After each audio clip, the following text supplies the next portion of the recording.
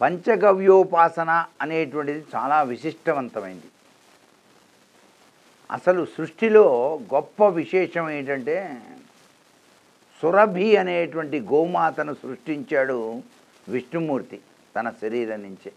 ఆయన అనుకోగానే శరీరం నుంచి వచ్చేసి ఆ సురభి నుంచే కొన్ని వేల గోవులు వచ్చినాయి.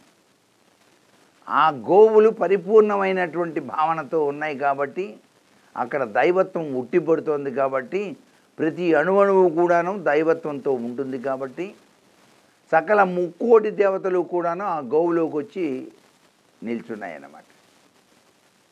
ఎప్పుడైతే గోవు ఈ విధంగా సకల ముక్కోటి దేవతలతో ఉందో ఆ గోక్షీరం చాలా పరమ పవిత్రంగా ఉన్నది. ఆ పాలు చాలా విశేషకరమైనవి, మేధస్సును పెంచుతున్నాయి, జ్ఞానాన్ని వృద్ధి చెందింపచేస్తున్నాయి, కంటి దృష్టిని బాగా చూసేట్టు చేస్తున్నాయి, ఆరోగ్యప్రదమైన జీవితాన్ని ఇస్తున్నాయి. ఆ గోవు పాలను తోడవేస్తే వచ్చేటువంటి పెరుగు అద్వితీయమైనటువంటి ఐశ్వర్యానికి నిదర్శనంగా శివాభిషేకంలో ఉపయోగిస్తున్నాం. ఆ పెరుగు చిలకగా వచ్చినటువంటి వెన్న, ఆ వెన్నను కాస్తే వచ్చినటువంటి నెయ్యి ప్రతినిత్యం కూడా భోజనంలో ఒక చుక్క వేసుకొని తిన్నా జ్ఞానం వృద్ధి అవుతుంది. గోవు యొక్క ఆ నెయ్యి ప్రతినిత్యం మనం భోజనం చేసేటప్పుడు వాడాలి. నెయ్యి లేకుండా భోజనం చేస్తే దయ్యాల తిండి అంటాం. అందుకని నెయ్యి వాడాలి ప్రతి వాళ్ళు కూడా. దీనివల్ల హార్ట్ అటాకులు ఏం రావు.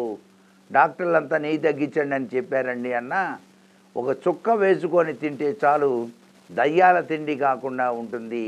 ఆహారం జీర్ణమై చక్కటి ఆరోగ్యం వచ్చి తీరుతుంది. గోవు యొక్క ఘృతం అంత గొప్ప విశేషాన్ని ఇస్తుందని చెప్పే శాస్త్రం. గోవులో సకల ముక్కోటి దేవతలు ఉన్నాయి. ఆ గోవు నుంచి ఉద్భవించేటువంటి ఆవు పేడ, ఆవు యొక్క మూత్రం, ఆవు పాలు, ఆవు పెరుగు, ఆవు నెయ్యి, ఈ 5 కలిపితే పంచగవ్యాలు అంటారు.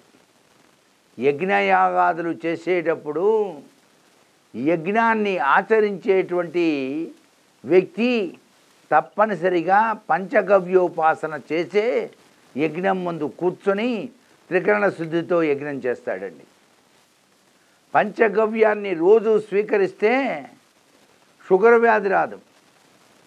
ఇప్పుడు కొత్తగా ఆయుర్వేద శాస్త్రం ఈ యొక్క గోవు యొక్క అమృతతత్వాన్ని చక్కగా అందరికీ వినియోగించేట్టుగా చేస్తున్నాయి. అందుచేత గోవు నుంచి ఉత్పన్నమయ్యేటువంటి అన్ని రకాలైనటువంటి ఇవి కూడా గోవు పేడ, ఈ పేడ నుంచి వచ్చేటువంటివి పిడకలు అద్వితీయమైనటువంటి ఐశ్వర్యాన్ని ప్రసాదిస్తాయి. మనకి భోగినాడు ఆ 30 రోజులు కూడా ధనుర్మాసంలో ఆ గొబ్బెమ్మలు పెట్టి ఆ పేడను అట్లా గోడకి కొడితే అవి పిడకలుగా మారతాయి. ఆ పిడకలతోనే మనం భోగి పండుగ చక్కగా నిర్వహిస్తాం. అగ్నిదేవో అంటూ అగ్నికి ఆహుతి చేస్తాం. దాని చుట్టూ ప్రదక్షిణం చేస్తే జన్మజన్మాంతరాల నుంచి పట్టి పీడిస్తున్నటువంటి దరిద్రం అంతా పోతుంది. అదే భోగి మంటల్లో దాగిన పరమార్థం. అది కూడా పిడకలు, అవి కూడా ఆవు పేడతో చేసిన పిడకలతో చేస్తారు. ఇంత గొప్ప సంస్కృతి సంప్రదాయం ఉంది మన దానికి.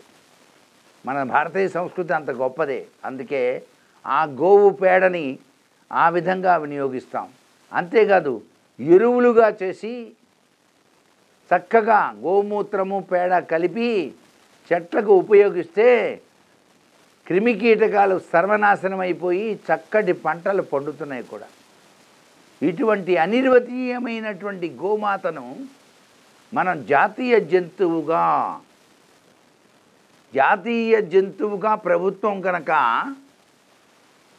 పర్మిషన్ ఇస్తేనండి భారతదేశం ఇంకా బాగా అభివృద్ధి చెందుతుంది. ఇది భారతీయ ప్రధాని గారికి చెప్పేటువంటి ముఖ్యమైనటువంటి విషయంగా గ్రహించాలి. ఆంధ్రజ్యోతి ద్వారానే తెలియజేస్తున్నాను. గోవును జాతీయ జంతువుగా పరిగణించవలసిందిగా ప్రార్థిస్తూ, ఇంత విశేషవంతమైనటువంటి ఈ యొక్క పంచగవ్యంతో శివునికి అభిషేకం చేస్తే అద్వితీయమైనటువంటి శక్తి వచ్చి తీరుతుంది.